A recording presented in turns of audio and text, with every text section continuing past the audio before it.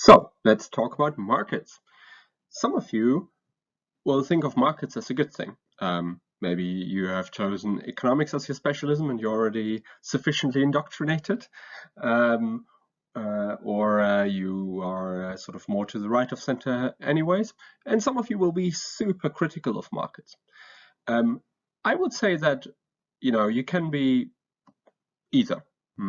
But I think you should start to see or think about seeing markets as a less ideological choice. Markets are a tool like many others.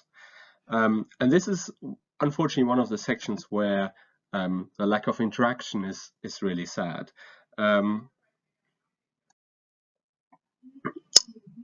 Because on this slide, you see what we would have usually done in the class. So usually we do a class experiment where basically I give everyone a treat, a Twix, a Mars, a Milky Way, a Snickers or a Maltesers or whatever I can find in the shop. And sort of I randomly allocate those. And I want you to then imagine sort of you rank these and you might have gotten a Snickers, but you really like Twix better. And what we see in class in this experiment that we usually do is that by just allowing maybe 2 minutes of trading, by people being able to trade these goodies against each other, with each other, you're able to sort of all or many of you be better off, much better off. And it takes very, very little time. That's the key. So it's not so much about like, is this the best way to allocate resources in general, but it is a very quick and very efficient mechanism for allocating resources. Think about the alternative. The alternative would be that I elicit sort of preference orderings from all of you, which sweet you would want, and then I sit down, think about how many sweets of which types do I have, and then decide who to give this to. And that is so much work. Whereas the market kind of solution, where you're just trading these treats in the classroom, happens within a minute or two. We have basically found a solution where almost everyone has a treat they like. And basically the game demonstrates that markets emerge sort of spontaneously if there are diverse preferences. We don't have to like design it. We don't have to design a special circumstances under which this happens. People are very good at doing this, autonomously, and they will create markets for all sorts of things. And that is maybe more sinister under the current situation. But what I want you to think about is that basically markets can make people better off by allocating resources in a Pareto efficient manner. What is Pareto efficiency? It's an important concept in economics. Pareto efficiency is named after Italian economist Pareto. Pareto efficiency basically means that we can't make anyone better off without making anyone else worse off. That means that all the good trades have happened in a way. Anyone who doesn't like their Snickers but wants a Milky Way has traded against with the other person their Milky Way against the Snickers, and all those trades have happened. And maybe some people are completely happy, but they would only be able to get an even better outcome if we were to take something away from other people. But Pareto efficiency just means that we can't make anyone better off without making someone worse off. And that is a powerful result. So what is it that leads to the spontaneous emergence of markets in the simple sort of trading game where everybody has different sweets? Well, it's really the diverse preferences. People like different things. Some people like Snickers, some people like Mars, some people like gummy bears. And if the allocation doesn't fit that immediately, people take matters into their own hands and trade. And that works really well, and we saw a really nice example of this. So differences in goals, tastes, or desires, or diverse preferences, if you want, lead to the emergence of markets. And that is, like I said, sort of this emergence is often spontaneous. This is not something that has to be organized in a special way. People will find ways to trade. What other circumstances lead to the emergence of markets? Well, apart from different preferences, there are different endowments. Some people have some resources, some people have other resources. And this can be talents, or it can be actual sort of like actual resources, right? I think it's good to think of individual talents. Think of a carpenter. So I'm not a carpenter, so in order to get a nice built-in wardrobe somewhere, I wouldn't be able to do that, but I can pay a carpenter to do this, and I work in in the area that I get paid for. So differences in endowments of productive resources or personal talents. So diverse endowments lead to the emergence of markets. The third sort of set of circumstances under which markets emerge is basically economies of scale. So think about the following. If I move into a new flat and I want to hang a picture, what do I need for this? Well, I need a hammer and I need a nail. But of course, so the first hanging this very first picture is quite expensive because I have to buy a hammer. How much is a hammer? I don't know, £5 or something. And I need a nail, but you can't buy one nail. You have to buy like 100 nails or something, right? So that's another £2 or so. So I pay £7 to hang this one picture. But if I want to hang the second picture, how much does it cost me? Well, the hammer I've already bought. The nails I maybe have already bought, or you can think of sort of what's the unit cost of one nail. I don't know, 1p, 2p, or something like this. So economies of scale. So I can hang the second picture at a much lower cost in a way. And then I could. So if I have a friend who doesn't have a hammer and doesn't have a nail but wants a picture hung, I can offer them this kind of service of hanging the picture for them at a much lower cost, right? Than them having to buy a hammer and having to buy the nails. So if there are economies of scale like that, basically there's opportunity for trade because I've already made the investment into the production facility of the hammer, right? So if there's economies of scale, markets can emerge where people trade these goods that they produce against each other. What's the last condition? Well, specialization. So think about the hammer example again. So maybe I get really good at hammering, nails in the wall. So if you sort of specialize in something and do nothing else, you usually also get better at it. So if you become a professional picture hanger, you're probably going to do a better job, and that's true for almost all the jobs, right? And you know that you've experience in your internships, etc. That basically, if you start doing something for a while, you probably get better at it, and that's kind of similar to the economies of scale argument in the sense that some people specialize in certain tasks, or some companies, of course, in reality, specialize in certain tasks and produce them at much lower cost, and then you can trade, right? So the company that produces computers, right, say Apple or Lenovo or whatever it is, only makes these computers, and they don't make, I don't know, sausages, right? But because the company that makes sausages has specialized in sausages, and the company that has specialized in computers has specialized in computers, they are able to trade, or we are able to buy these goods at quite low cost. Okay, so we've seen sort of that markets emerge spontaneously in a variety of circumstances, but that's not the whole story. So we have to think a little bit about how exactly this works, and this is where the Hayek reading comes in. So why should we use markets? And of course, in reality, we use money. We don't barter. So the class example I gave was a barter kind of economy where you trade one sweet against each other, or I trade the picture hanging service against some other service or some other good. But that's of course incredibly inefficient. So we use of course money to translate these goods and services into each other in reality.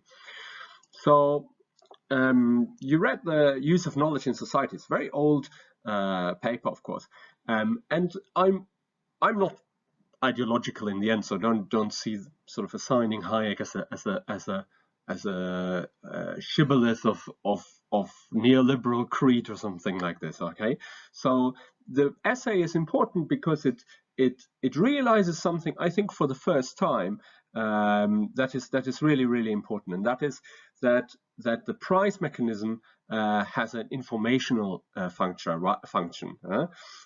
So the starting point for Hayek, of course, is the question: okay, how do you allocate resources? And this is written at a time, 1945, where there was sort of rationing in many places, where there was communism, so there was big questions about, like, do we use markets or do we use the state to allocate resources? How should the economy work?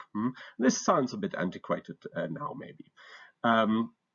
But the core question still in this case is, how do we best allocate resources? How do we do this? What's the best way to do this? And what Hayek realized is that the core problem is that knowledge is decentralized. So as a farmer, I know something about my crop yield. I know something about local conditions. I know what my costs are to produce certain goods.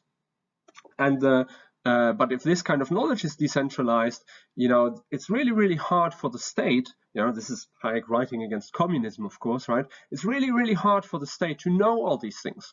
And one of the big failures of Soviet Union and sort of the communist systems that were tried was that it was so hard to do the central planning. There were huge misallocation of resources, of what kind of goods were being produced. There were shortages of some goods, surplus of other goods, and it's really, really, really hard to do that. And Hayek basically realizes that the core problem is knowledge is decentralized. Individual people know stuff. Individual companies maybe know how much they can produce, but it's really, really hard for the state to extract this information. And Hayek realizes that if we make the decision making decentralized, and that's what a market does, it's decentralized trades between people. They don't need to know the entire sort of market for pork and all the producers of pork in order to make sausages. They only need to know the market price of pork. So if the knowledge is decentralized, the decision making needs to be decentralized. And the core thing here is that in this case, in the market case, decision makers don't need all the information about why things happen. You don't need to be able to forecast, pork prices 5 years into the future. You don't need to know what your competitors are doing. You don't need any of this. All this information that the state would need to aggregate in order to tell people you make so and so many, you raise so and so many pigs, or you make so and so many widgets. All this information is unnecessary, because you can just let people make decisions locally and let them adapt. Adapt to what? To the price. To the market price of pork if you want to make sausages. Okay, and that's what the price mechanism is for. So the price is basically communicate all the relevant information about goods. So prices are signals of relative scarcity in a market, and that is all that people really need to know in order to adjust their decision making, either to make more of something, or to open up a factory to make something, or to stop making something, or to reduce the output of something.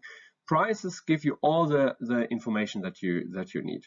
And so there's the quote, I think, in the paper somewhere that says, we must look at the price system as such a mechanism for communicating information if we want to understand its real function. So think about markets and market prices, not so much as, as about just how much money is it or whatever. It is basically a very efficient, decentralized mechanism for transmitting information between people.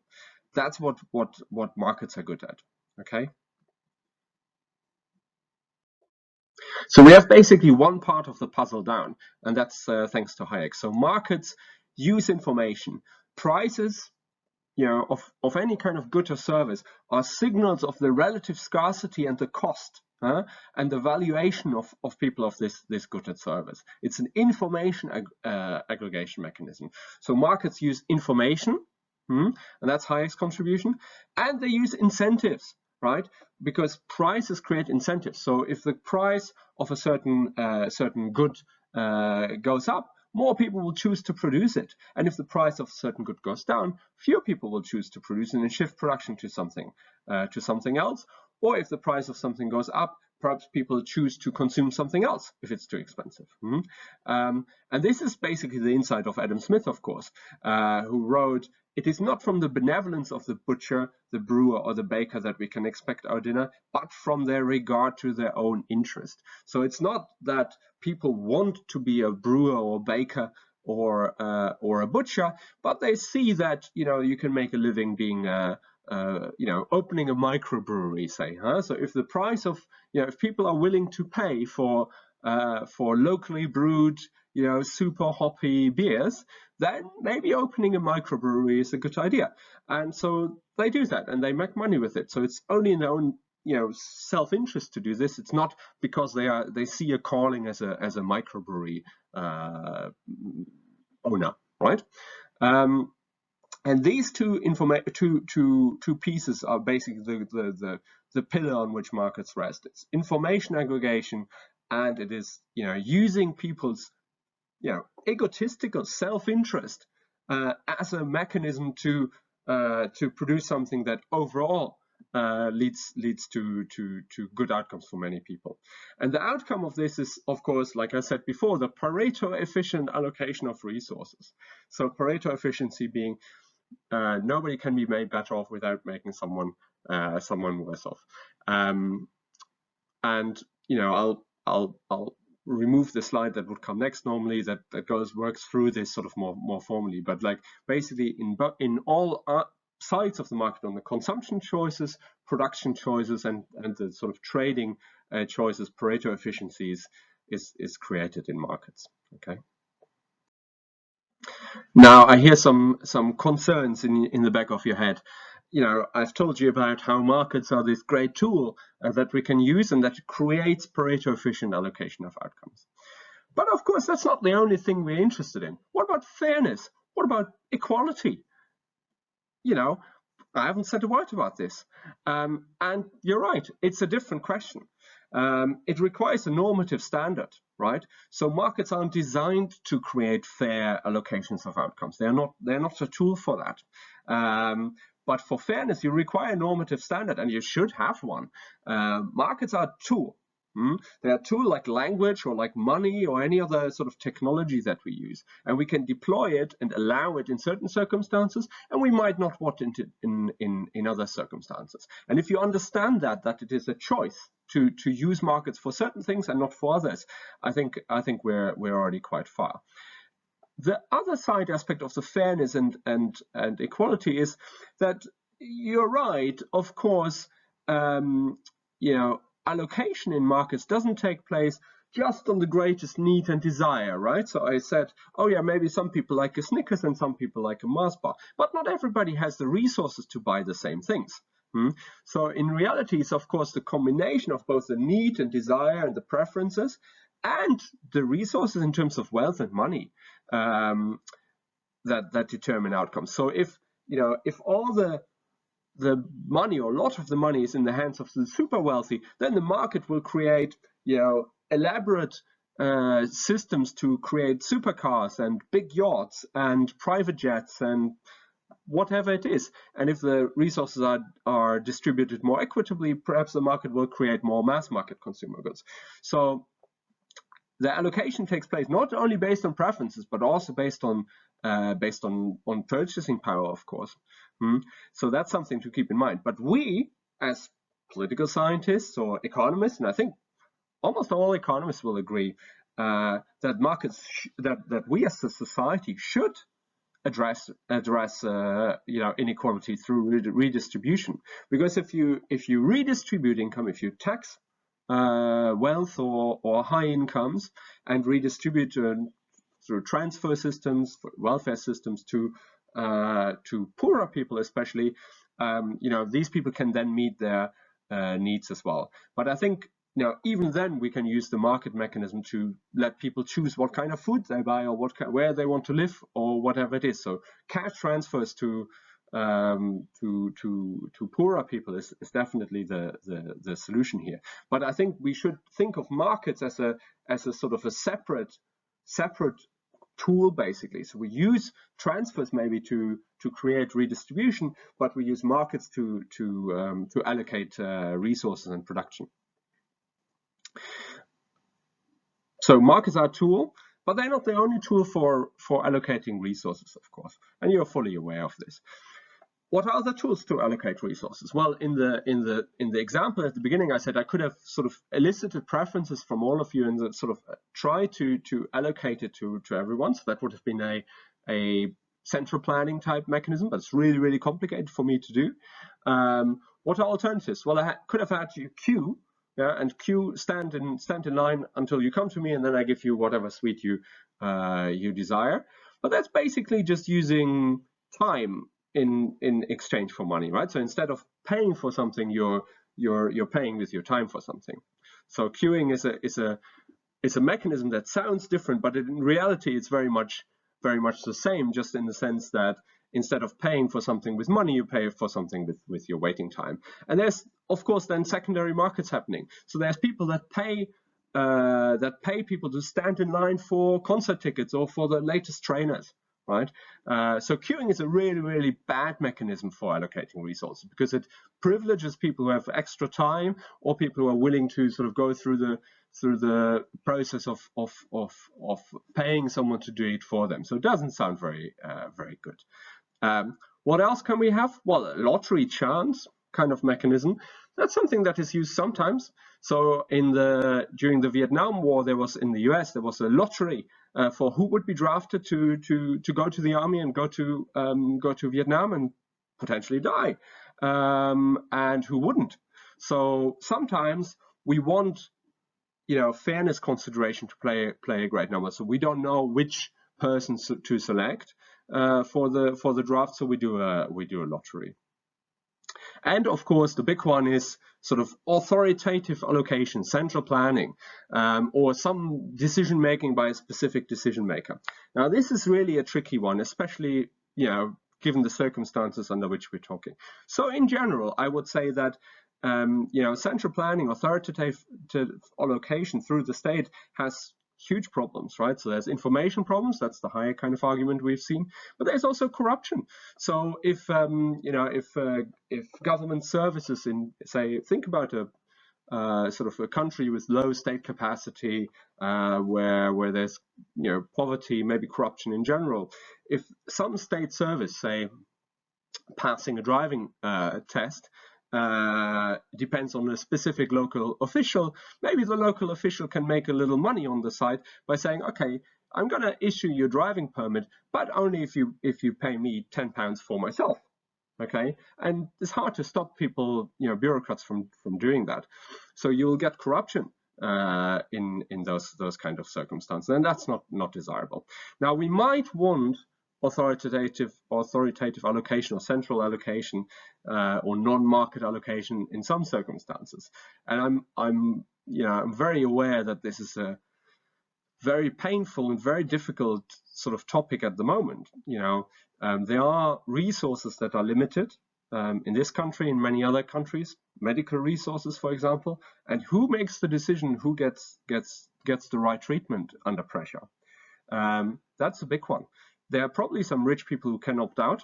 They have their own private doctors, maybe private ICU type system, right? But for most of us, that's not the case. So doctors will be deciding, or groups of doctors, maybe if things haven't fallen apart completely, who gets life-saving treatment and who doesn't. And I think we wouldn't want that any other way. We wouldn't want to use a market system to guarantee life-saving treatment. So the tool you use for allocating resources will depend on the circumstances. But markets are a very efficient tool for many circumstances, and they served as well as a society. Okay, now I've extolled the virtues of market-based allocation for 20 minutes or so. So I think we should pause for a second and think about, so under what circumstances do these tools not work as advertised? So there may be situations which we call market failures, in which the sort of extolled benefits of efficient allocation of production resources, consumption choices, etc., doesn't work. So maybe you have heard of some of these examples. So what I would like you to do is, when this video ends, pause it and take 2 minutes, with a piece of paper, and think about specific examples where markets maybe exist or kind of work or don't work, but where there's clearly a problem with what is going on. And think about an example or two for where you think markets don't work as advertised.